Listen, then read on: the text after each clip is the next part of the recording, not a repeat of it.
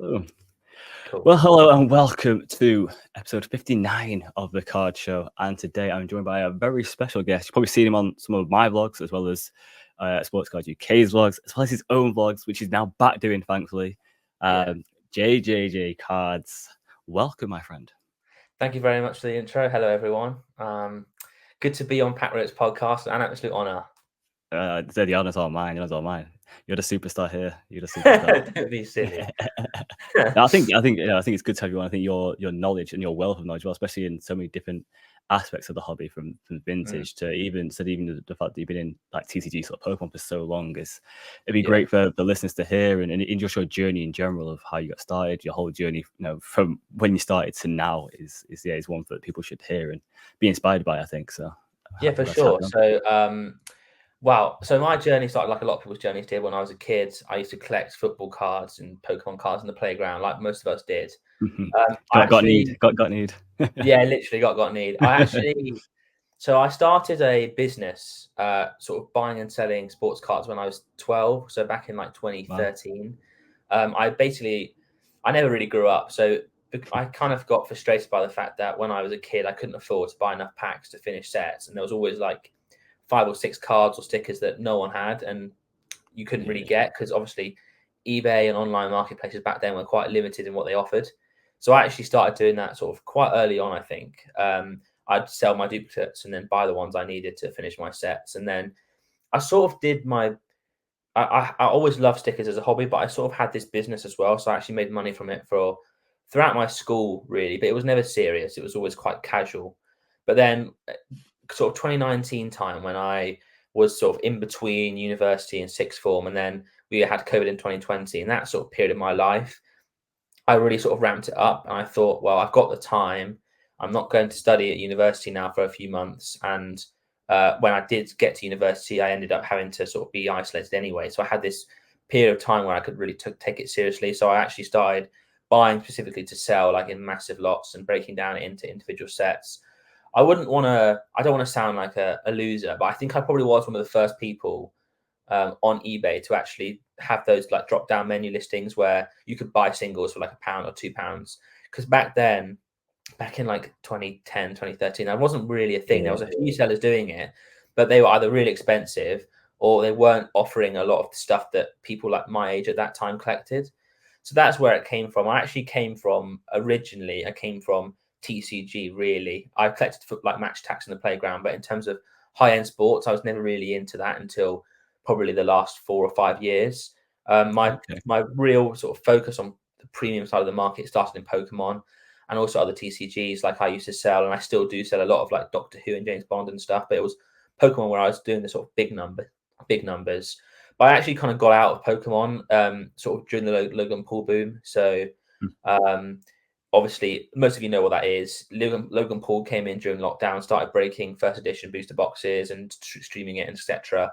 And the market went mental. So I actually that probably one of my best ever moves as a card person is I sold during that boom and basically liquidated everything I had. And then when I came out of that, I didn't really want to get back into Pokemon because obviously it was coming down at that point a little bit. So I actually kind of moved into high-end sports. And my journey started from and sort of gone from there, really. I got into sports probably around 2019, 2020. And then in 2021, I was shortlisted for the eBay Young Upstart of the Year award and got runner-up, which was great. And sort of loads of things spiraled from that. I sponsored AFC Wimbledon for this 21-22 season, which was the most insane thing that's ever happened to me, really. It was incredible. Like I filmed like a promo video of Dion Dublin, and the whole thing was mental.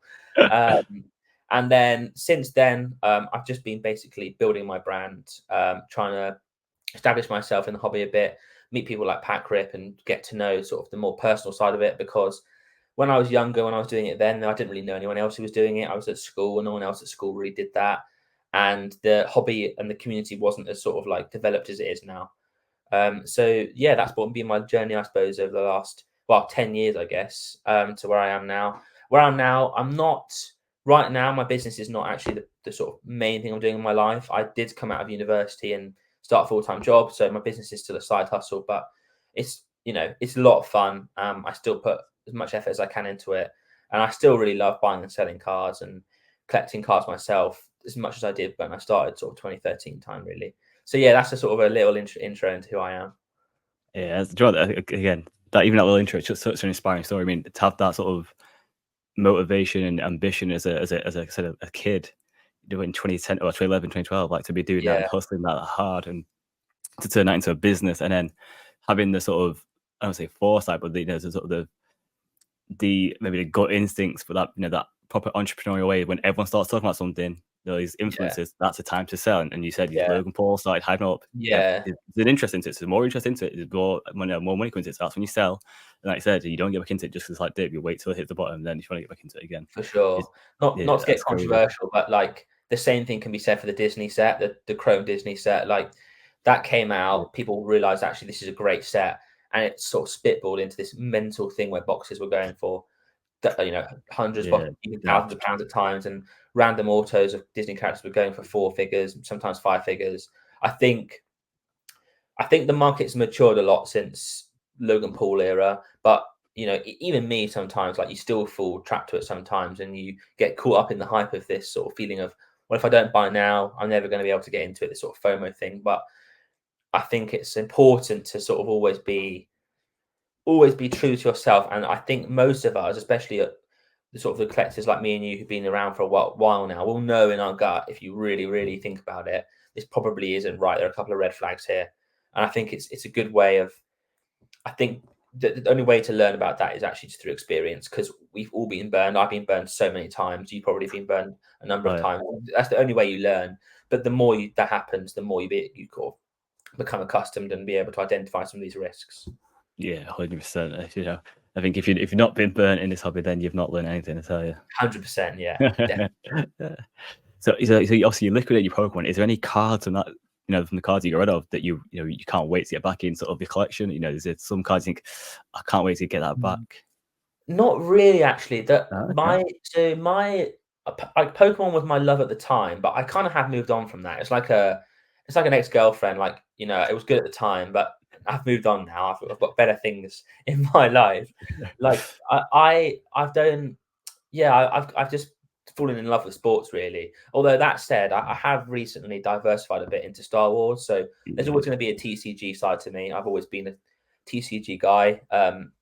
So Star Wars right now is my sort of like diversification route, I suppose, is away from sports. But I really have fallen in love with sports, especially like the vintage and pre-war, which is areas of this sort of hobby which are still, even now a little bit overlooked, in my opinion, and also a little bit, I don't think people really know about it, unless you're sort of somewhat of an OG. If you're a new hobby person, you never really learn about some of the sort of sets that existed pre like 1990s, really, going all the way back to the early 1900s. And that, for me, as someone who loves history and who loves sort of learning about the past, it's an absolute sort of heaven of research and digging for me.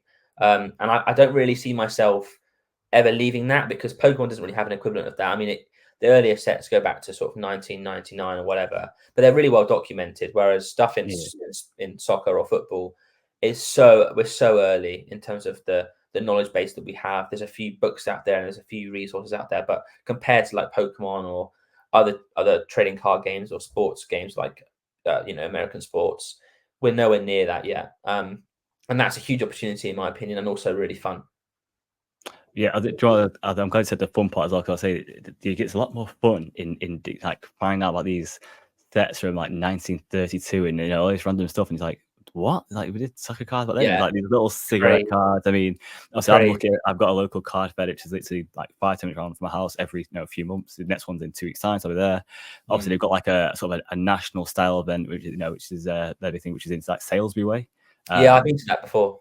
Yeah, so I mean, like, and it's totally different from a card show, because instead of having thousands of tables, there's there's millions of cards in these folders, so you could be at one table for the whole show because there's that many to go through. And I reckon there's more cards at that show, even though there's about 20 tables, and there would be at the London Card Show in terms of quantity of cards. Yeah, 100%. So I was at my local and it's only like 2 or 3 vendors, but obviously the small sports halls full out, and you think, okay, how many cards in each fold? And all of a sudden you go, how many folders has he got? And all of a sudden he's got like cabinet of folders. You're thinking, Jesus, and Literally. I don't feel as bad then for hoarding cards. I'm like, I can't be that bad of a hoarder because they have Yeah. millions of cards. I have a couple Honestly, hundred. the old guard, like the sort of demographic of cigarette card collectors who are like probably in their 50s or 60s Oh now. yeah, They are the biggest hoarders in the whole of the hobby. No one knows Yeah. about them, but these guys are like whales sitting on absolute treasure troves Oh of yeah. stuff that's never going to see the light of day. Do you know the best thing is though, that they're so nice.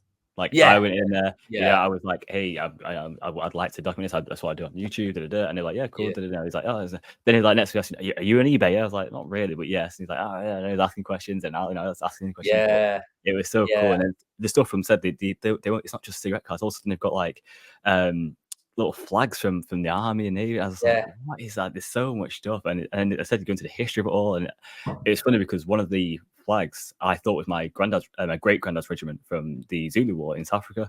Wow. It turns out it wasn't because my granddad wasn't in Lancashire, wasn't so I thought he was, but apparently he was. Yeah, it's a long story. He was sold at the age of like 9 because his parents couldn't afford him.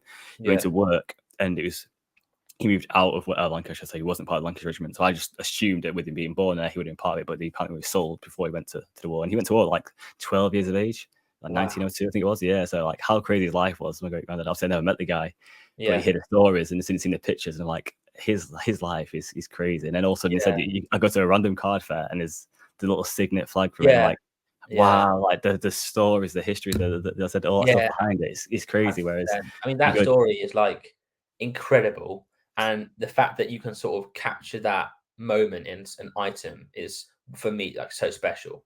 Yeah. And I think with cigarette cards, like that's the case. I mean, we're talking about some of the, and I think I think I sound like an idiot when I say this, because I think people don't understand my perspective a little bit. But these guys, like the players who played football in the early, sort of the late 19th century, early 20th century, these guys, like they formalize what we have today. And nothing we have today would be what it is if it wasn't for these early pioneers and these early legends of the game. And if you think sort of really, really long term, think about when Pat Grip, you and I are sort of like 1890, which will be what, the early 22nd century, right? Or whatever. Yeah. I don't know. Like, no, not that. Yeah, I say no. I say 50 years. Jesus. in that ballpark, we're talking at that point, like that with football will be in a whole different place by then, but it would still have come from this origin point, and that origin point is never ever going to be changed or like affected. That's now stuck in time, and that will be the reference point for this sport, which is probably one of the biggest like institutions of human society for forever. And that's what I find amazing is it was like a Steve Bloomer or Billy Meredith or Dixie Dean. These guys were like footballers, but they're also builders. They also had like businesses. They also had like shops, and it's part-time butchers journey. And going back to your story about your granddad, like there's players in Brazil like Friedrich, who pioneered people of color playing in football, and it was him who like set the standard for the Brazilian team we have today, which is predominantly people from Friedrich's background. And it's so cool to see how these trends and the way the game is today has all stemmed from this like history of the game. And I think people, if they really do, like if the soccer market really does ever take off, there will be a cohort of people who appreciate that, and I certainly do. Yeah, definitely. Like also, well, you talk there about how the the difference in 50 years time, whatever, when we were 80. Like, got to think when I was born in 86, so when I'm like 5, 6, like really understanding football, they were still not Premier League just yet.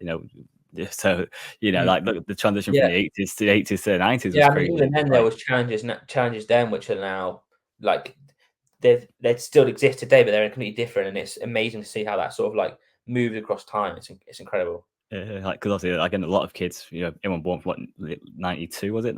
92 only ever know the Premier League. Like for me, it was like there wasn't a Premier League. And the other team, Oldham with like the big team, and Sheffield Wednesday were the big teams. And obviously Nottingham Forest did the things. Obviously, it's just like it's crazy now to think it's just been the Manchester United era, and then now it's like the Manchester City era. It's kind of like it was different, and then now see there's everyone kicking out about a Super League scenario, and the way the Champions League's changing format now as well. So sort of stage, so it's like it is, like I said, the pioneer of the game. It would be nothing like this, and it's changed so many times over this last 100 years. It's going to be Yeah, continue and to change. And you can literally document that as we were talking about with the flag. You can document that on pieces of cardboard, and actually, like even some of the earliest reference books for sports players use pictures from cigarette cards because there was no other way really, except for yeah, postcards or very very rare, sometimes occasionally photos of documenting these guys. And it's for me, it's like this blows my mind how cool that is. yeah. But I know that's weird. No, it's not true. It's funny to say that because I was thinking to myself, like, obviously when I was at the card fair, but also when we were talking then, it's there was no like internet, there was no way of like spreading this information of what you found. And I remember being at a card fair and going through one of the folders, and it was all like I would say information cards. It was all cards of like places, and it was like proper little, description on the back. It's like, oh yeah, these are people that obviously lived in whether Yeah. they lived in England, Norway, whatever. They probably heard these fairy tale stories of in 1897 of someone who should go on a ship and find these pyramids, and all of a sudden it was a picture card. That was the way of them documenting it. I was just like, Yeah. wow. And then it was like, what an Indian woman would look like. What it was like a black, I think it was like a Haitian woman. I don't know. Yeah. I know. The drawings. It's like, what? I was like, this is crazy because there's no internet to spread the image. This was it. They would go, they had some to document stuff, and then they'd had these cards. I was like, wow, this is crazy. And I think they survived 2 world wars. I mean, they were probably in boxes in people's apartments who then went off to war to fight in World War One, and then back in fight World War Two, the same thing happened again. And they stayed in those houses, and over time they were eventually found by people and kept. And it's absolutely amazing to me that some of these things are still around. And people talk now, and this is me probably going on to a little bit of a rant. People talk about rarity and scarcity and the difference and everything like that. You look at vintage, and you look at vintage products in the soccer football market, and everything is scarce relative to even vintage baseball and vintage American football. I mean, soccer predates both of those sports in terms of the cigarette cards and things, and even some of the most common of early cigarette cards of football players are still scarcer than many of the rare cards that we have in sort of modern hobby. So I think that that rarity is the opportunity, but it's being able to pick what those cards are, and that's where I've screwed up lots of times, and probably loads of others have as well. Yeah, that's it. Sure, it's interesting. I would love for I'll say the mainstream, but I'd love for like FIFA clubs. I know they do like the legends, but imagine if they did the legends. I said like pre-war, so then this next generation of kids could be like, I've just packed this Dixie Dean kid, and they can also they just go on the phone or whatever and find out who he is. Oh, he's got the most goals in the top league. Also, and it's that was Haaland, and all of a sudden it just changes their perspective. They'll get an influx of who these older players were, and again, it would help maybe in 5 years' time to start looking to the cards. That's what they want to do instead of buying the digital packs online to get. And also, I want this Dixie Dean guy. He's got the most goals in the top league ever. And they hunt down these cigarette cards, and it continues that the knowledge into the vintage stuff. But will it ever get done? Probably not. But it'd be a beautiful world if we could. Yeah, I think also where we struggle as well is you look at like America, and they've got their baseball Hall of Fame and stuff, and that's like the Bible. In America, if you're in the Hall of Fame, right, if you're a Hall of Famer, you're a legend of the game, and you always will be. In England and in other countries in Europe as well, because obviously soccer transcends borders. There's no like way of defining like the core best players in the world, because people's lists are so different, and obviously they always suffer from recency bias. And no one really now who lives now was alive when like players like Dixie Dean were playing, and so it's really hard to be able to sort of like make them like relevant to the modern game without a standardized way of like a standardized list really, and we don't have that. So it's always there. One of the drawbacks of the vintage market, I suppose, is the fact that it's always going to suffer from an information gap. Like, unless you're like me and you really get yourself into the weeds of it, you can't attract a casual collector to buy a Dixie Dean. Most likely, you're probably going to attract to buy a Messi or a Ronaldo or a Pele, because they're the most culturally relevant players of our generation. But I'm sort of relying on those on the people that are like me in the future when it comes to vintage, because I think there's no way of learning about these players right now that's easily accessible to the casual football fan. Yeah, I agree there. I remember, was it last year before, they did like the Premier League 100, and they sort of put them in like a Hall of Fame type thing. We said, oh, these are the best players that. Yeah. Again, something that the English FA and probably probably should do, and sort of recognize these people again that were paid pennies in modern days terms. Yeah. And I'd give their families some recognition for what they did. Like I said, some of them were playing football, pioneering the sport, then going to war for this country as well. It's like and they came back from war and then started playing again. Yeah. Do you know what I mean? It's like what's the recognition? I said like they're forgotten unless people like yourself are in the weeds digging out and finding these cigarette cards at card fairs and them doing a bit of research into the history. I mean, I've got a card here, it's behind me in the box there, but it's from it's like 19 something. It's like a box, and I was like, that's obviously boxing, so I'm interested in. Looked into it. This guy ended up like going to RAF, whatever. Back in the day, I was like, Jesus, he's a world champion. I was like, wow, I was like, unbelievable. Like I'd never heard this guy. Never heard. Literally. I think part of the responsibility of that is now up to like people on the internet. I mean, I watched a video the other day of Jeff Wilson talking about why he's buying vintage, but I think there's two angles to it. Obviously, the angles that obviously do the best in terms of content wise is always about like making money and stuff, and I do completely appreciate that.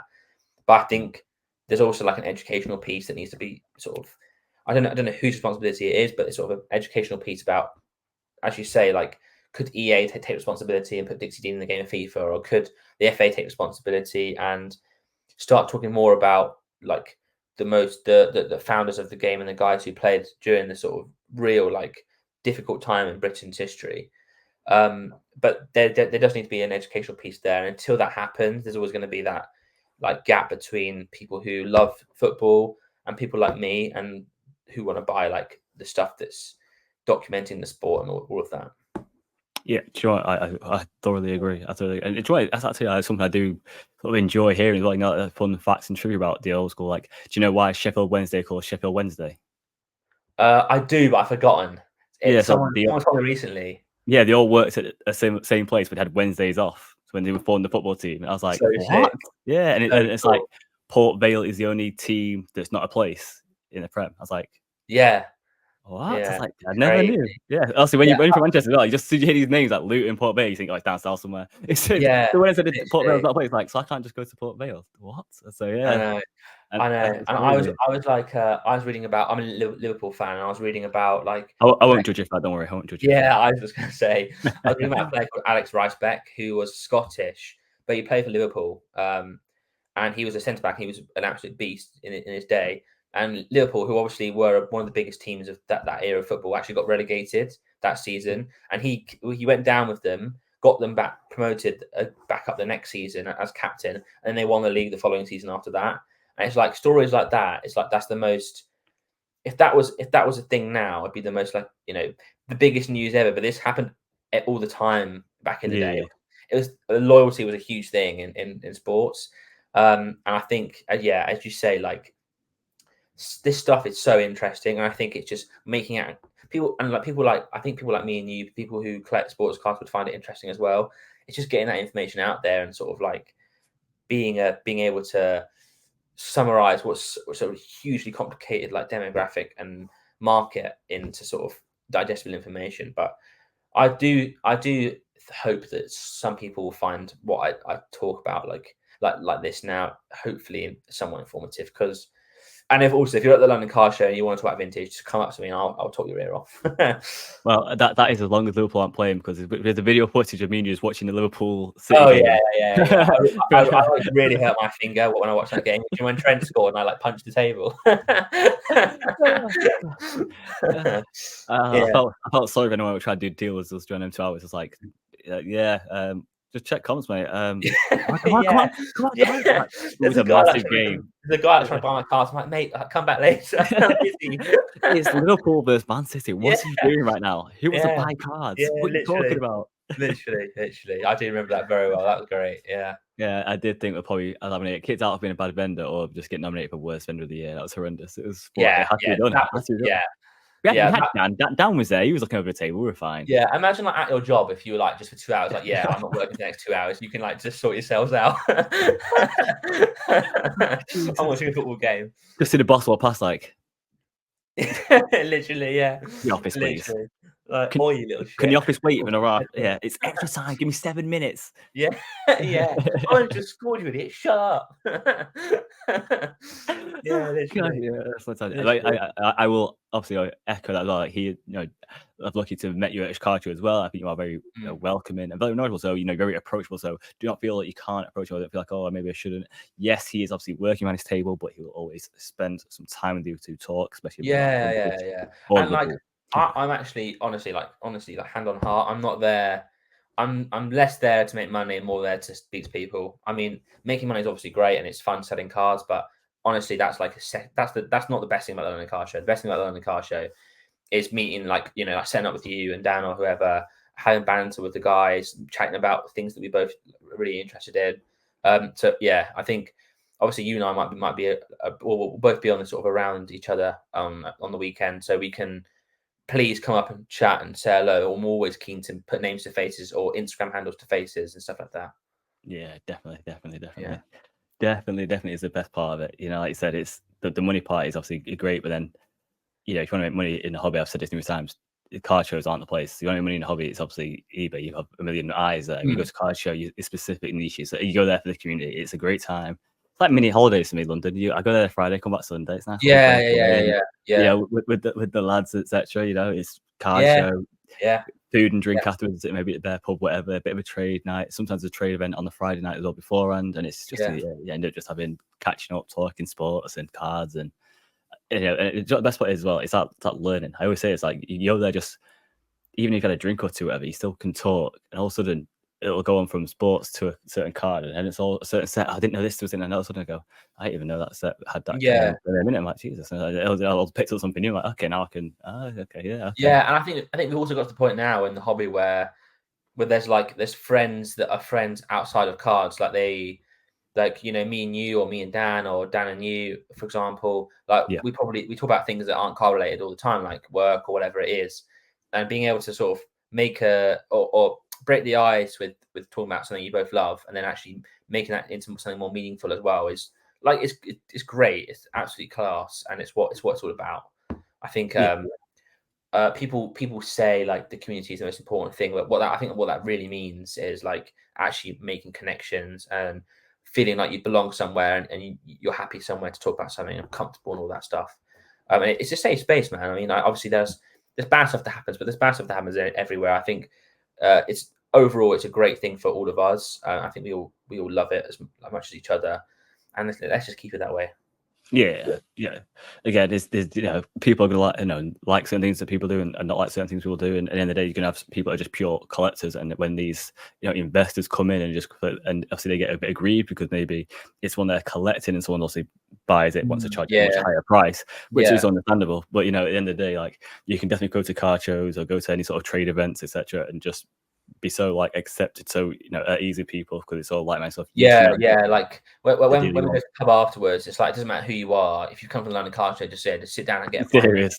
Just chat. The amount of time I turn left, and I'm like, oh yeah, and then I turn back to right, and I turn back to listen to someone else up there, and I'm like, literally, this table is grown. Yeah, it's also got 80 people side of the table and stood up around you, like literally, it's like a networking event about cards in the pub after the card show. It's like going to a talk and then networking afterwards, but about cards. Basically, it's great. And then you always get there, one or two people get a bit too sherbets down them and go, let's get a break. Who wants to join in? And all of a sudden, like 10 people start. Yeah.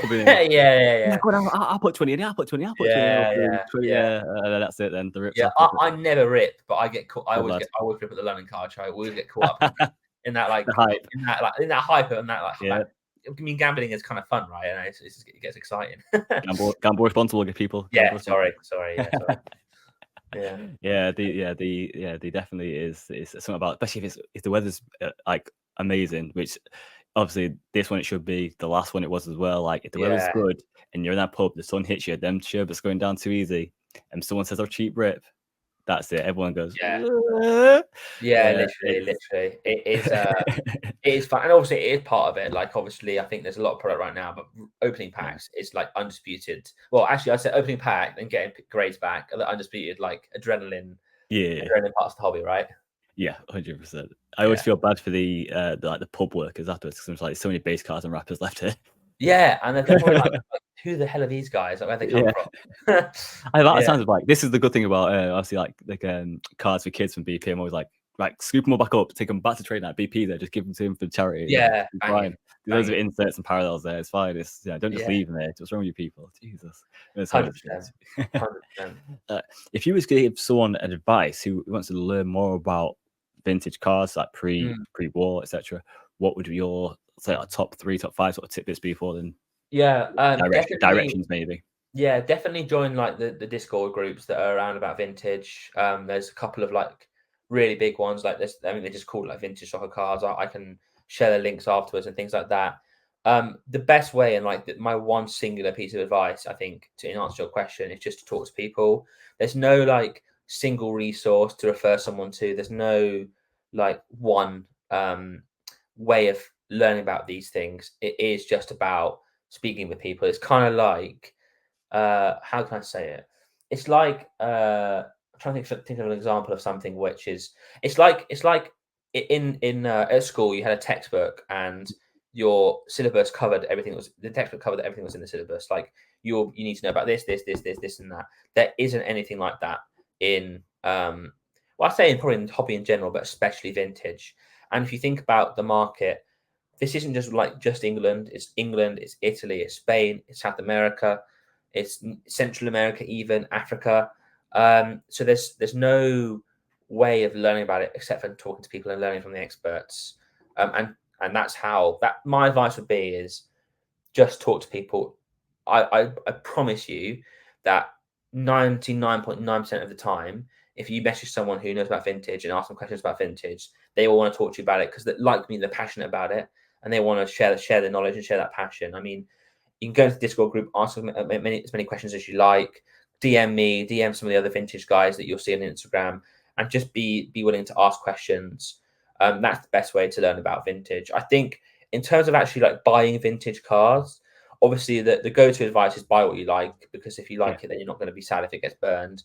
My my life lesson, I think, in vintage is obviously if you want to buy cars to make money, there are ways to do it. This in vintage, it's very unusual that you're going to have a quick flip. I sort of see vintage cars as like bonds. They're quite safe investments. They'll go up over time, but they won't go up quickly. It'll be like maybe 1 to 5% year on year if you bought the right cars. So you've got to be patient, and you've got to be able to commit that amount of money into that card and not regret it and have to sell it within a year or whatever, because then you would have wasted that. You could use that money better. The opportunity cost would be much better else you spent elsewhere. So do your research before buying any vintage cars, because it's not a well-established market, and there's lots of anomalies and things that are hard to understand unless you speak to people about it. And then when you do want to pull the trigger and spend some money, make sure that you're happy to tie that if it's to sell, you're happy to tie that money up and put it away for a bit, because you won't get it back straight. You won't double your money straight away like you might do on a Yamal or whatever. And be prepared to just enjoy that car for the long term. It's a long-term game vintage in terms of the money aspect to it. Obviously, there is you can buy raw, grade, flip, and stuff like that, as you can do within any cards. But in terms of actually buying investments in graded cards, you want to be looking for the most part long term on that. And I think that's something that people aren't often prepared for. I've seen people come into the vintage market, buy a few cards they like, and then try and sell them in 6 months' time. That's not really how it works. You gotta dig in and wait for the long term sort of gains from this. So those would be my main two pieces of advice. I would say is A, speak to people. That's the best way to do it. And B, don't get into vintage for the short term. There's better ways of spending your money if you want to make short term money. Get into it for the long term, and obviously for the passion as well. Is there? I'll say a few bits as well. But is there? Obviously, everyone knows if you're buying modern cards, then obviously you're going to look for a good quality one. Obviously, the quality is a lot different in vintage, so you look for quality, and then you're going to try and get it graded when you want obviously a PSA 10, worst case a 9, sort of thing, to get money back. Is it similar for vintage where if I can pick up a card, yes, I'm not going to get a PSA 10, but is it somewhere you go, yeah, you got to send it to PSA, or is it a case of you don't care if it's graded or not? If you're SGC, CGC, etc. Yeah, I think for vintage, it's less about the grade and more about making sure it's real and not altered. A lot of vintage cards are either trimmed, or they've got color marked in on them, or they're so badly damaged that they're hard to verify, or there's just not enough information about the card there to verify it. So I think that the primary reason to grade in vintage, not always, but the primary reason is to show that it's real, and that it's from a set that is documented. And then the secondary goal of that, I think, probably is the grades. But if you're looking at sort of if you're looking at pre-war, the grades are never going to be really, with a few exceptions, very high. You'd be happy, you'd be delighted with a 4 or a 5, really, because most of the things have been stuck. So I know the highest you can get for something stuck is normally a PSA 2. So it's more about authenticating it as real. As you get a bit further on, like into the sort of 50s, 60s, 70s, 80s, then it does become a bit more about condition, because that stuff is less rare. Obviously, the less rare it is, the more the value is in the grades. But when it comes to the actual, if it's really rare in and of itself, then the grade is less relevant. It's more about having the card in the first place because it's rare. So that's my advice in terms of that. I do grade vintage for normally, because A, I like selling vintage graded cards more than I like selling raw cards, but B, because people who I generally don't sell because I'm holding all of the vintage stuff that I like. When I do sell vintage, it's because I'm probably selling it as a duplicate, or because I bought it as a collector's piece and I just want to move it on to buy something else. So that stuff I'm probably not going to be selling it to the experts, because it's not like super high end. So that probably be going to the general public, in which case they probably always feel a bit more confident if it's graded. But don't worry about high grades for the really old and rare stuff. Worry about it for the more common vintage stuff, and obviously for modern. But when it comes to the really rare stuff, having it is basically the goal, because assuming it's real, if you have it and it's rare, then you've done it. The grade is sort of a secondary added bonus, really. But don't buy to grade vintage generally, unless you're looking at the more modern vintage stuff, if that makes sense. Yeah, I suppose in some ways it's like having like one, in modern terms, like having a 1 of 1. Like grading it, it could go your way, but not ungraded. It's still the 1 of 1. It's still such a rare card to have that. Yeah. So 100%. You basically summed up what I said really well. Like a lot of these grails of the early Legends of the game, there's probably less than 20 in the world. So having it is the goal. Grading it is just to prove it's not real. It's not about having a PSA 10 of it, because that doesn't exist. Yeah. I mean, on that one, I'm glad you brought it up as well. So I will shout out to Spotting Fakes by Ryan Nolan. I don't know if you know him from Breakout Cards. Yeah, definitely. I do know Ryan. He released his book a few years ago, and that's obviously I've had that for a couple of years.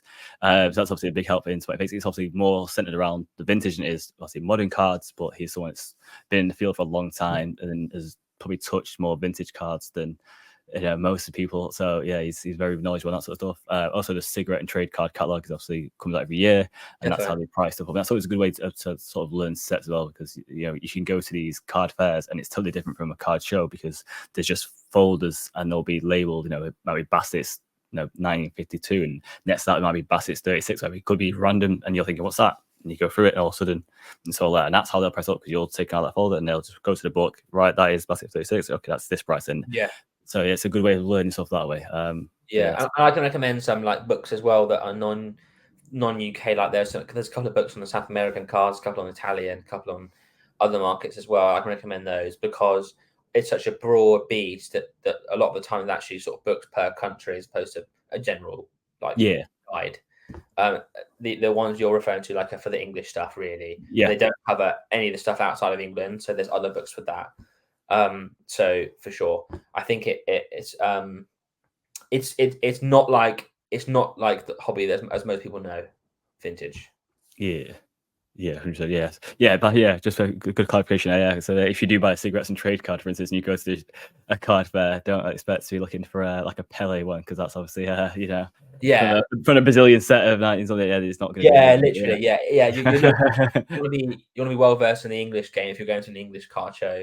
You want to be well versed in the Portuguese game if you're going to a Portuguese card show, like all that stuff. You're right. Yeah, you're not going to find a Alifa Pele from Sweden, England cigarette market, really. I mean, the best thing you can find, I think, in like an English vintage find would be a George Best rookie, because that's the most expensive, readily available, or I say readily available, most expensive, like somewhat available Accessible.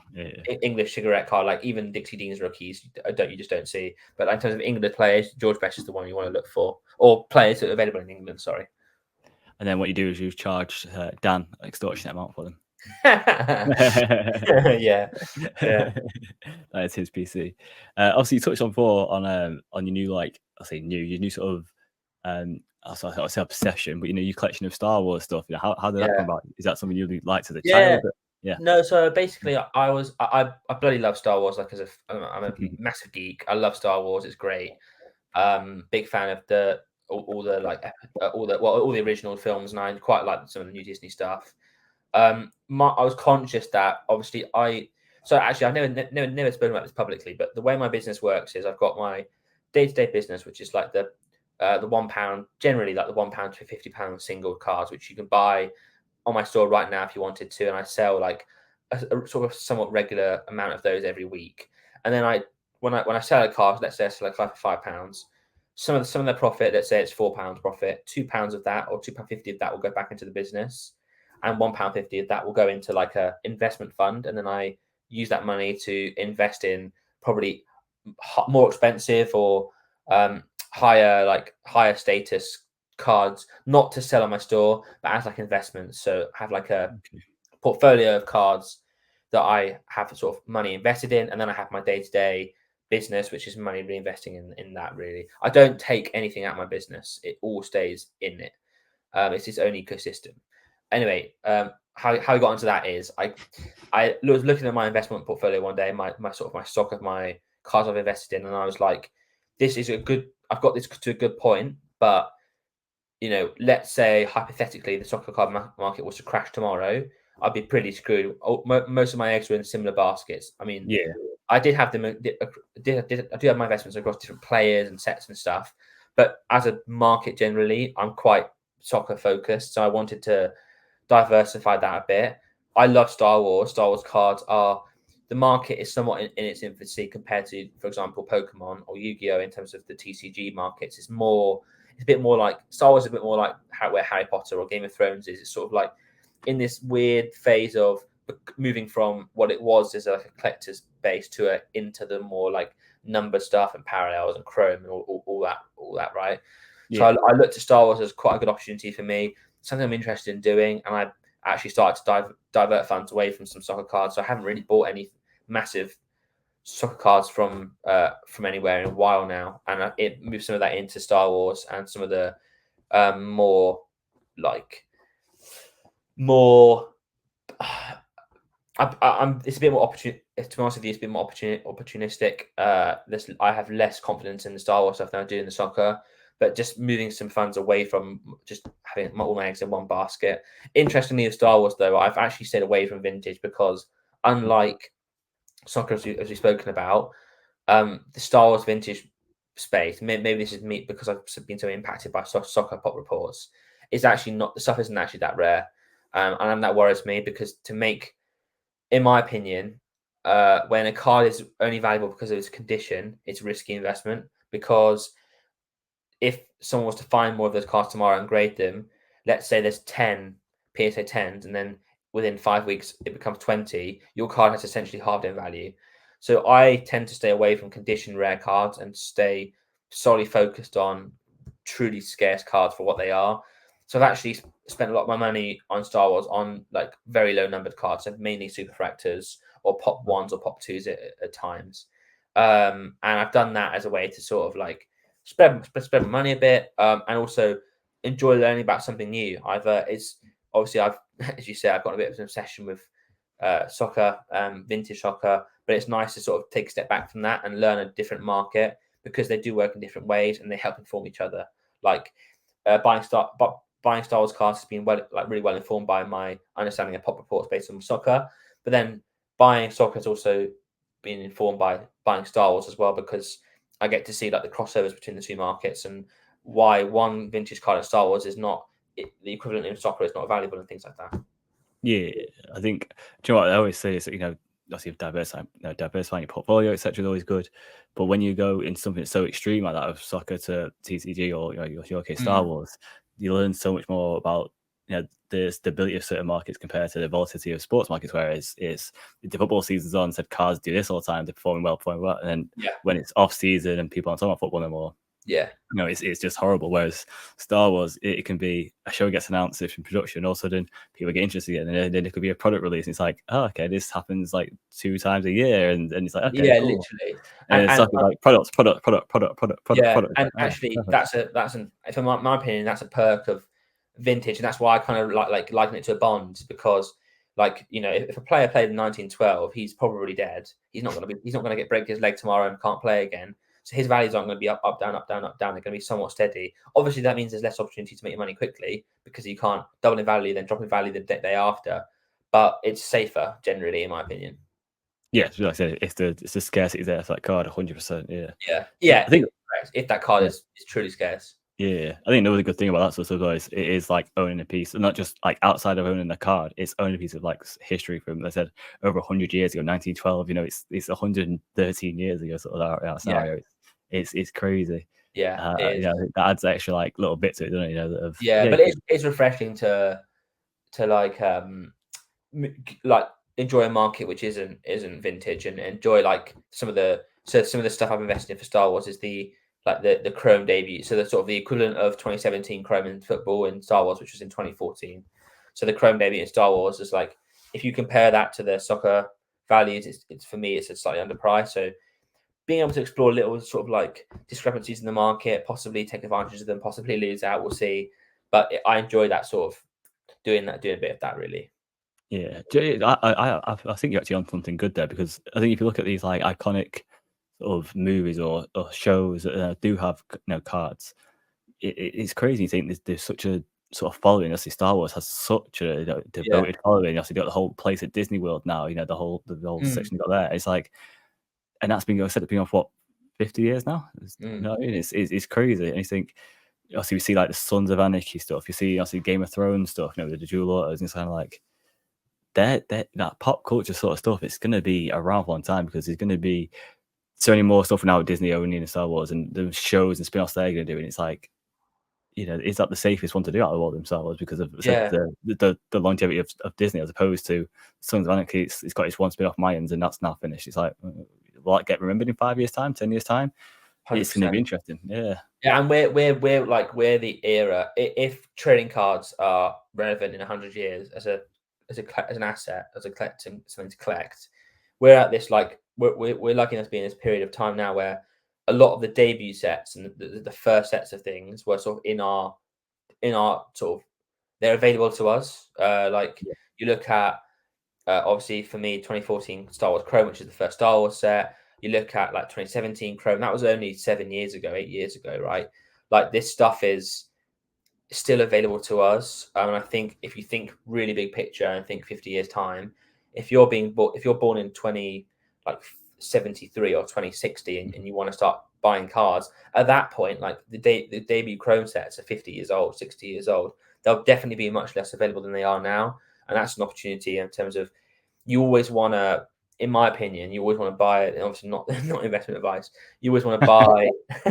You always want to buy cards which are significant, but then they're significant beyond the card itself. So a Messi auto is great, but a Messi auto from 2013 Icons is probably better because it's the first set he ever signed. They're on card and it's never been seen again. So it's being able to sort of focus your money on cards which transcend just the card itself, and also there's the wider context to it that makes it important. I'm going to make sure it gets clipped and used. This is investment advice. Yeah, not investment advice. I promise. Do you think so? Obviously, touched on that part there. Do you think that like cards with inscriptions on should have more value then? Yeah, I do. I really do. I've got loads of time for that. I think the more like this is quite a niche example, but Rittenhouse, who are like an American card manufacturer, they bought the license for Doctor Who recently, and I do a lot of Doctor Who, so I'm quite like, I keep my ear to the market on that one just because I'm interested, really. And they in some of their latest sets, they've done inscription autos, and they look unbelievable. I mean, unbelievable. And if you owning an on-card auto is cool enough as it is, but if it's an on-card auto and it's like got a quote from the film or a sports player, I've seen some of those I've seen a couple of Pulisic ones, which are so cool. I'm totally there for that. Anything which makes the card like more important or personable, for me, is a positive, and I think inscriptions come under that. Yeah, I agree with you. I agree with you. It's interesting now. I know it's probably not your strongest forte, but also we now have Fanatics pretty much taking over the hobby. With Topps, and I've touched on a prior podcast where I was like, I don't know if Fanatics made the right move of just signing Topps and just sort of, we tried for Panini, and that was it. Because I've always said Leaf in America, which is obviously a bigger one for for American sports, but always seem to get on card autos, always seem to hit people beforehand. And now I've got this weird scenario where it's like, oh well, he's now over here and he can't sign for that product, and I'm like, so it's a lot more in American sports. They're missing out on a lot of these hot rookies, signing a lot of these chase cards, which is your Prism rookie autos, your optic. It's like, well, did they mess up here? Like, these people at Leaf get it done, man. Like, and they had some nice designs as well, Leaf. And it's like, say with Rittenhouse, they're now going to the extent of getting people to sign cards with little inscriptions. It's kind of like giving that bit more for the hobby, as as opposed to businesses that come in and go, we're here for the hobby, but really not, because they're pumping. Yeah, and I think it's like, obviously no one can predict the future. And right now, I think if you ask most people in the street, they might have heard of Topps. They'd probably have heard of Panini, but beyond that, they probably haven't heard of anything to do with trading cards. I think it'd be naive to think that it will still be just those two guys in 50 years' time. And you look at, for example, like sneakers, and you look at how traditionally, like going back to when shoes and high street fashion on like people wearing fashionable shoes was first a thing. There are a few brands out there like the Nike, the Adidas, and all that and stuff. But you look at it now, and it's so much more like convoluted. There's so many more businesses in the space. I think if the opportunity is there, which it definitely is for cards, there will be like there'll be a disruptor at some point, because if you look at any market across any sector, there's always disruptors, because eventually the like incumbent dominating companies will become complacent, which arguably maybe they are now. It's up to you whether you think that or not. Yeah. And a disruptor will come in, offer a better product at a better price or a better service, whatever it is, disrupt the market, and then that market changes forever, and it happens cyclically over and over again. And I think that's why Michael Rubin is pursuing such an aggressive acquisition strategy, because his way of dealing with that is to basically buy up his competition, so that there's nothing can come from anywhere and disrupt what he's hoping will be basically a monopoly on the market. But I think that'd be interesting to see in maybe it might be in 5 years, might be next year, might be in 30 years, whether it's the market, the sort of allocation of market share that we have now is the same, because I don't think it will be. And you look at Leaf as a prime example of that. It wouldn't take a lot for Leaf to become mainstream. They probably need a few licenses, probably to increase their factory or whatever. Because I think right now they still hand pack a lot of their stuff, which is sick. But if you want to become international, it's difficult. But we're at an interesting point now where the market is mature enough now to be an established, I think, asset class of its own, in terms of the alternative collectible asset classes. You look at shoes and cards and things like that, and even to extent figures and toys like that now. I think it'd be interesting to see where we are in a few years. And you're right about Leaf, companies like that, you need to, I think you should watch out for one of them, because eventually one of them will disrupt. Do you know what? Yeah, when you hear your thought, then I was thinking, do you know what? Yeah, I think we might already have the disruptors, but I don't think it's one big company that's going to disrupt. I think it's the rise of art cards. Yeah, this is something I couldn't agree more with that. I was thinking about that the other day, because I'm a loser. But I was great minds think alike. Great minds think alike. Yeah. But you're a loser. I'm a loser. I was the way to bridge Speak the positive gap about yourself, my friend.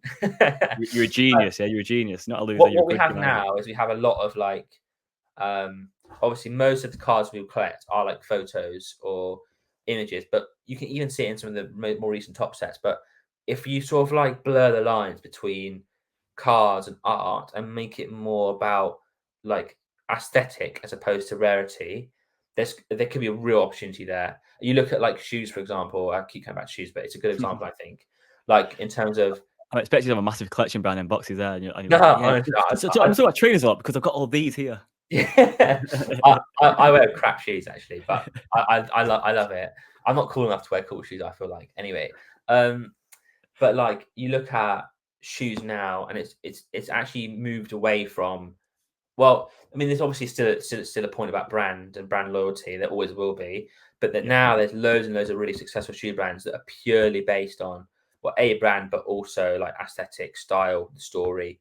And if there's a way of manifesting that on cards, like you say, art cards, that could be huge. Because that could appeal to a broader audience than just people who like sports, for example.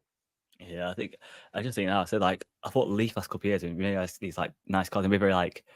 I've looked at them and gone, these are pieces of art. You know, sometimes you can look at Prism and go, there's designs a little different and it's a beautiful piece, but then like it's just the same sort of silver border here, this or the other. And like with these cards, I was like, oh my god, this like stained glass sort of thing. These are beautiful. Then the rise now of obviously we've got Card Ninja in the UK, we've obviously got Piggy Banks in the US, and like even secondary market for them pieces. Obviously, we've got Saturday morning cards coming out, you know, with their sort of artwork on Winnie the Pooh and stuff like that, and Mickey, and it's kind of like, is this? Yeah, I think you're bang on about that.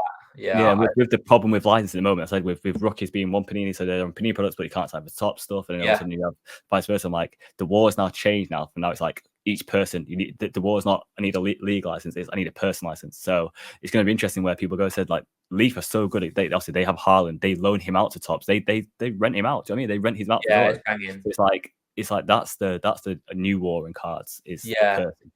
I think the best way to like sum this up would be to like, can you imagine tomorrow if Banksy released a trading card set? Like it'd be like that. Can you imagine that, right? And then if that's then bridging the gap between what we collect as like an actual category, i.e. cards, and like the art world and how the canvas you use to display your art. If that ever became trading cards, that would be absolutely mentally like huge for the hobby and huge for the market. I couldn't agree more. And as you say, while sort of like Panini and Topps taking swings at each other and trying to take licenses of each other and interrupt each other's sets, like there's just like tide rising. And Piggy Banks is a great example where I would say now he's probably one of the most popular non like mainstream brands trading cards creators in the market alongside like the Leafs and stuff. And he's kind of come from like nowhere, and in the last couple of years really taken some of that market.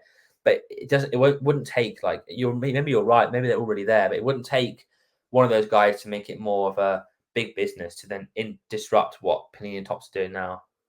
Yeah, you know, I don't know if you know, actually Tyson Beck, obviously was signed, has good stuff with Topps there, but obviously he does his own things, and he did obviously got ruined obviously by Fanatics. It's funny enough, but where it's like where you sign up to get one of his cards, you get one of his cards, and if you've got one, you get a live meet and greet with Tom Brady, and it's like I said, adding that personal stuff to stuff like that's the next stage I'd love to see. I'd love to see Topps instead of these shitty redemptions of you might get an auto in 3 years time.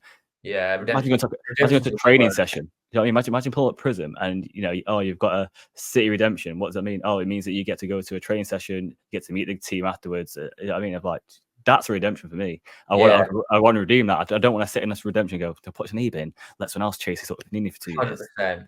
I think you should add a section on the end of every podcast where the guest can choose something that can like get in the bin. And my choice is redemption. So like, they can get in the bin. That's an absolute scam. Is that Room 101? Is that what it's called? That's it. Room 101. Yeah, you should have a Room 101 section at the end of every episode. Okay, we'll start it now then. So, what's your 3 things for Room? What I don't know if I can say Room 101 because there might be trademark. But what are the 3 things for Room 102? Well, redemption cards, 100% they can get in the bin. Okay. What else? Oh, you put me on the spot here, mate. I don't know. Well, yeah, it's because you put me on the spot. So I'll talk a bit about redemptions and who you think. Okay, yeah, so go on. So obviously the Topps have prolonged, aren't they? Redemptions from I think it's 10 years now. So I saw that. Yeah, 5 to 10 years. So crazy. It still doesn't. I don't know. I feel that's the wrong way to go. I think they should have gone. Oh yeah, redemption is still the same, but we're going to guarantee it's going to be 3 years. Like, the maximum you'll wait is 3 years, and also then bring that time down. So I don't sit redemption going, Jesus, I've got 10 years. If you're telling me you're going to guarantee it for 10 years, it kind of lets me know that you're struggling a little bit. Like, we're going to prolong it because we can't catch up. Jesus, I want a guarantee. If you get redemption, it'll guarantee it'll be done in 24 months, 36 months. That's what I'd be happy with. If not, you get the price back of what the box is. So if you bought that, if they know all redemptions are in what they call Breakers Delight boxes now, which is an expensive box. They say, right, you'll get the price of that box back. And it's like, okay, at least I got my money back for the box. And it's like, you're not really lost anything, have you, really? Yes, you can get your financial gain of getting whatever royalty you might have got, but yeah, it is kind of weird. I think to come back to the question, you actually mentioned one before I thought of it, and then you mentioned it. Breakers Delight can get in the bin. I think that's so anti. I mean, maybe that's a hot take, but they're so anti-collectors. Like, the whole point of our hobby that we love is that collectors can, with modern, like little Jimmy who's 8 years old can pull a Haaland Superfractor Auto, and it will change his life. Like, that's the whole point of the hobby, really, when it comes to opening modern cards. And the fact that there's sort of now a section of the sets that are exclusive to Breakers is just, that can get in the bin. That's so anti-collecting, and that's the worst. I think my third one, actually, that just comes to my head now, is unlicensed cards. Just don't do them. Like, no one wants them. Sorry, actually, let me caveat that.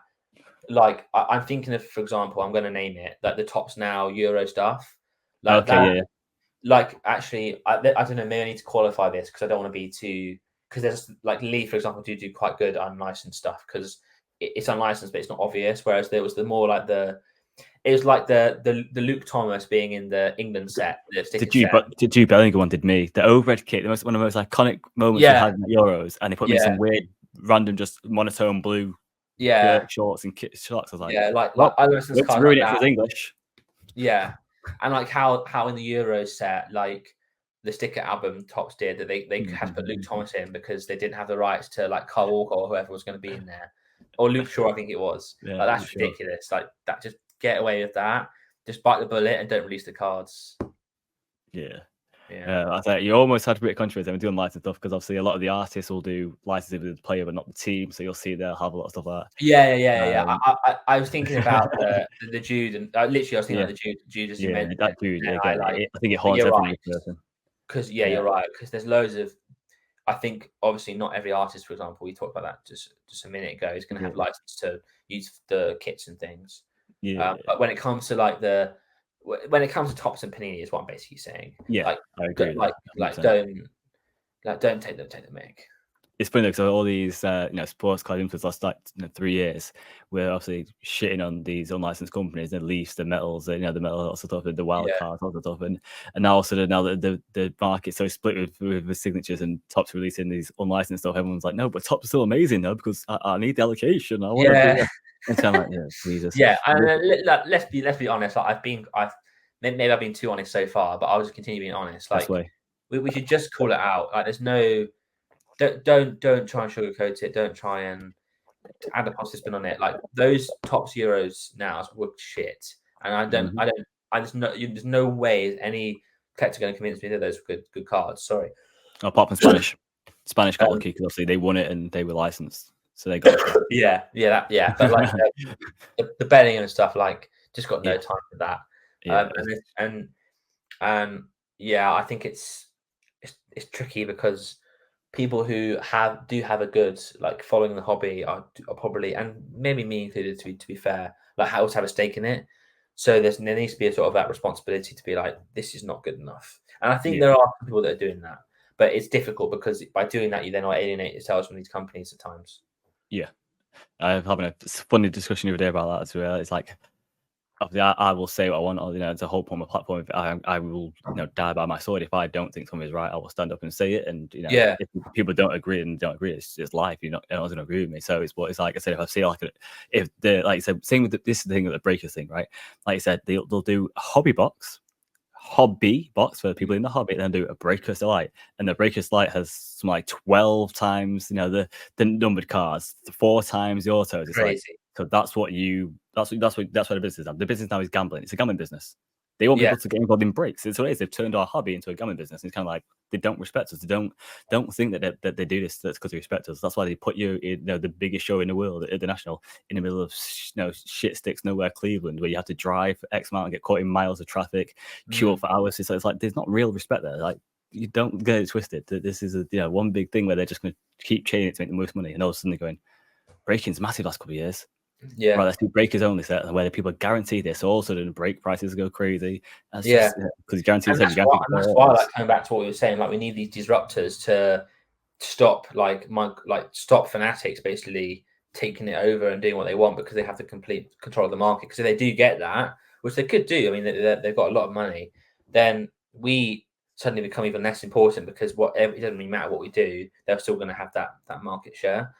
So it's important that we as collectors hold the companies to account, and equally when it comes to, like, as you say, Breaker to Light, like that needs to just, that's a real red flag for me in terms of the future of where Fanatics / Tops are going.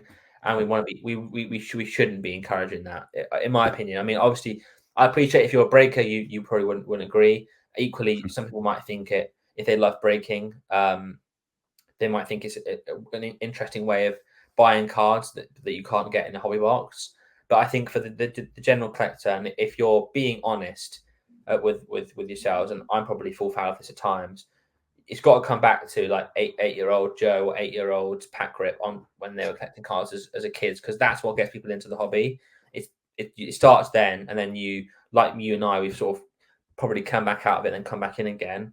We wouldn't do that if you can't even access half the cards in the set, because you have to sign up to Whatnot or some other live platform to buy those cards. It's just not right. Yeah, and this is why I was a bit like, when you said about unlicensed cards, I was like, this is why I'm a sort of, I wouldn't say I'm pro unlicensed cards, but for the hobbyists, and especially in this current financial climate we're in, it's not exactly the best, economic wise. You could get a Lionel Messi Leaf also for half the price of a 100%. It's like, if you're a pure collector and just would love to have a Messi card in your collection, then there's plenty of options now with Leaf. I was similar in the height of lockdown for Giannis. Obviously, big fan of Giannis. There was a Leafs Pro Set version of it with auto. Again, he had his back to it, so it wasn't like obvious. He said that he couldn't see the badges because obviously he had back to it. Yeah, those Pro Sets are sick. I love that. Yeah. Set. Do you know what I mean? It's like it was literally like a third of the price of his other autos. It's kind of like, well, I'd rather have this because it's his auto still. It's just not licensed with Milwaukee Bucks, which again, he could change teams next year, so it's like doesn't really that much to me.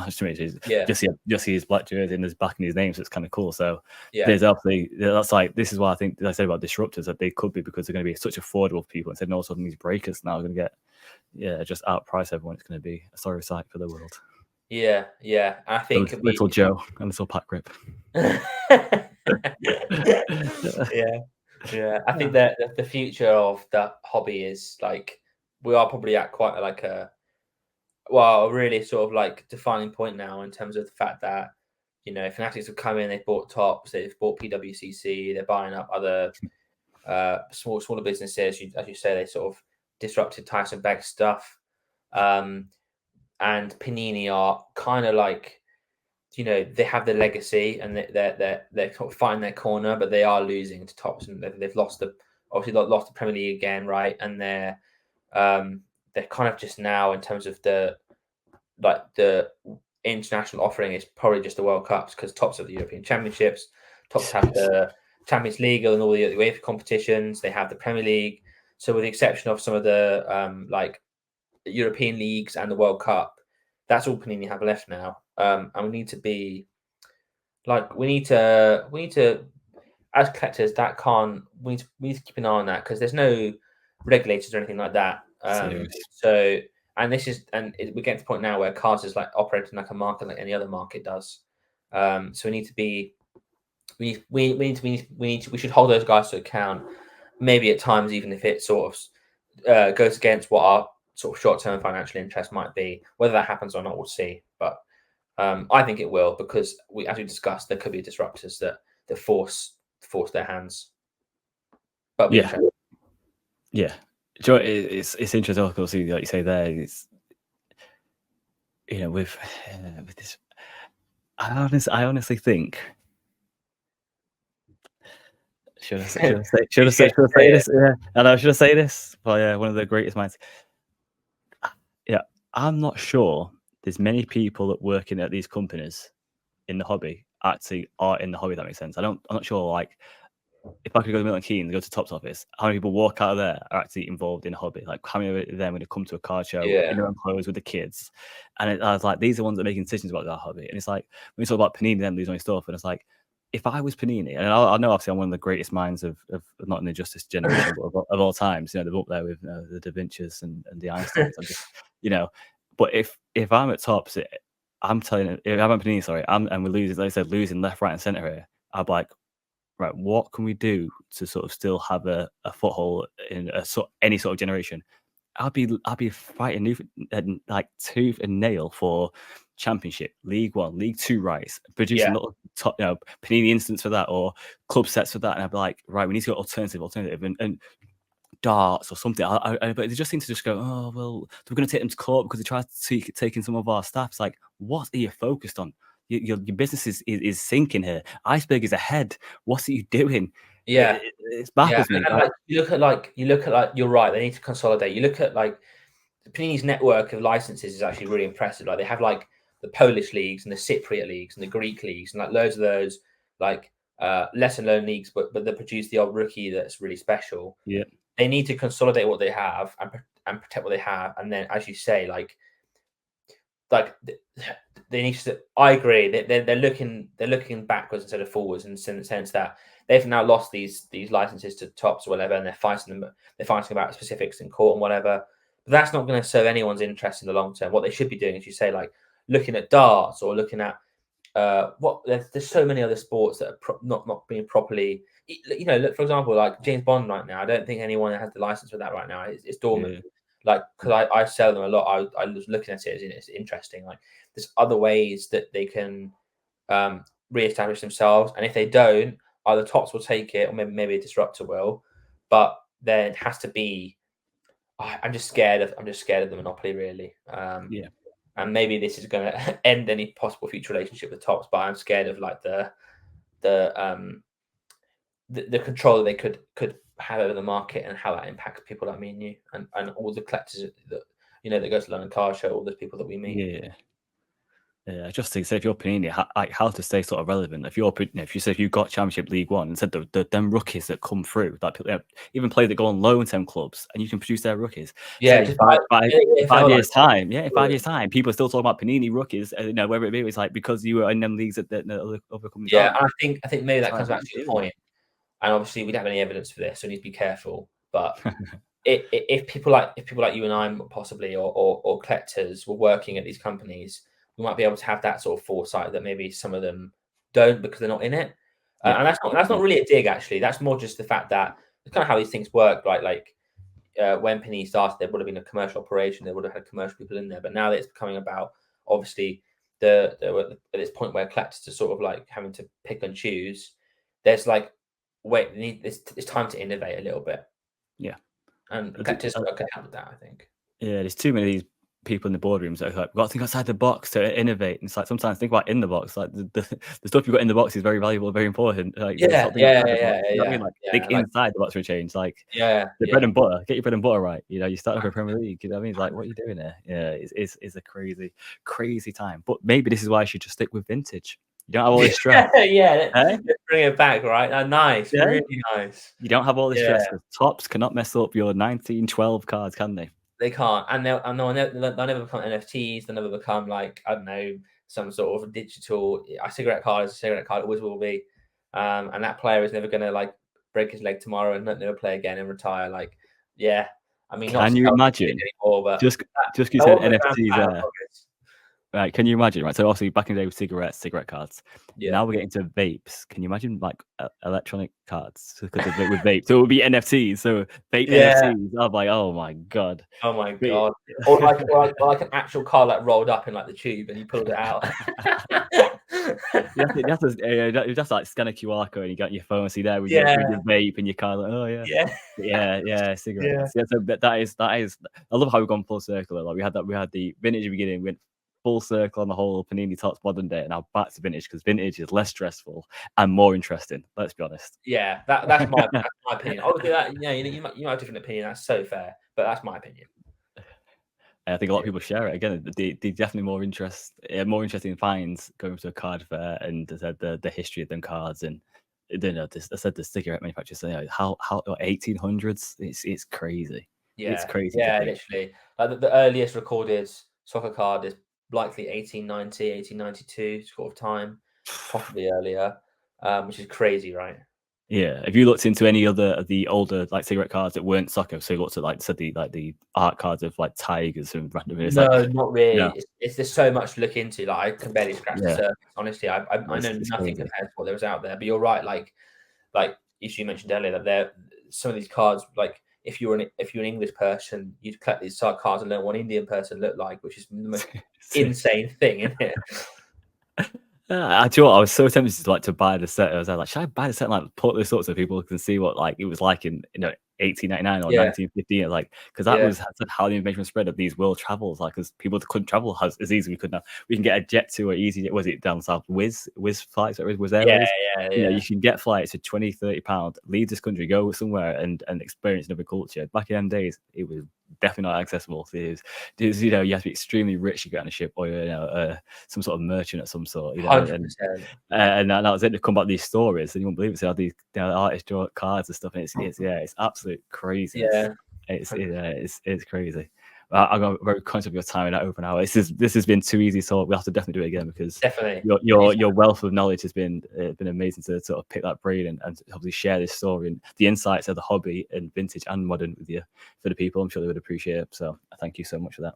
I hope you enjoyed the podcast, and sorry if I was ranting too much. I just liked it. I don't know. I just like a good chat. Yeah, do it. It's not ranting. You're perfectly right to vent how you feel about certain things, and that's what the hobby's about, right? Everyone's gonna have things they like. Some people, are gonna love Prism still because of how it's been for the last 10 years. And when the new Chrome comes out of all these sports, they're gonna be like, I prefer the Prism design. And that's it. They're gonna rant, oh, Fanatics have ruined it, Topps ruined it. So this is what the hobby's about. You're gonna have your loves. Yeah, it's good to discuss these things. Even if you disagree with me, which is completely fair, like it's good to discuss it. Exactly. And again, if you do want to find out more about obviously vintage or even Star Wars as well, or anything in between, definitely make sure you have a DM JJJ cards or speak to him at a show because it's again extremely approachable, extremely nice person, as you probably just heard on this last hour and 50 minutes on the podcast. Oh, thanks, mate. Well, thanks so much for having me on. That's no problem. Do you want to plug your socials also actually on YouTube as well? Yeah, so I go by I think so I actually had a little like a mini rebrand. So I used to be called JJJMS, which isn't the name of my business, but I had a rebrand. I moved that to a separate like page. So that's now got its own business page. So my business page is JJJMS on Instagram, and that's the same on eBay, etc. It's JJJ Cards, JJJ.cards on Instagram. That's 3 J's, and YouTube as well.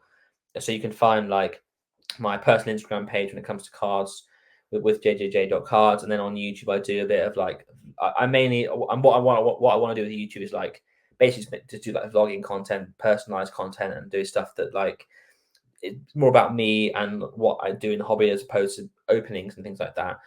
So I'm trying a bit of that, and yeah, please head over, check it out if you're interested. It'd be much appreciated. Joe, just before we go, I do want to ask you for your side of the story of your Wellings collectible video with Dan.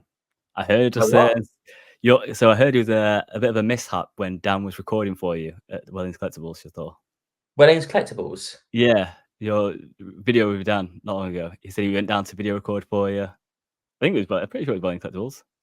No, are you talking about when we went to see Mark at Yes. For Football Cards Nets? Yes, oh yeah, we recorded this like I recorded this unbelievable segment where I was like going into like the history of Mark's vintage collection, which is amazing, and like showing all these albums and cards, and then like 20 minutes later I'm like I wrap up, and then Dan's like, oh yeah, sorry mate, I haven't clicked record, and like I think I was nice about it, to be fair, but inside I was he said that. No.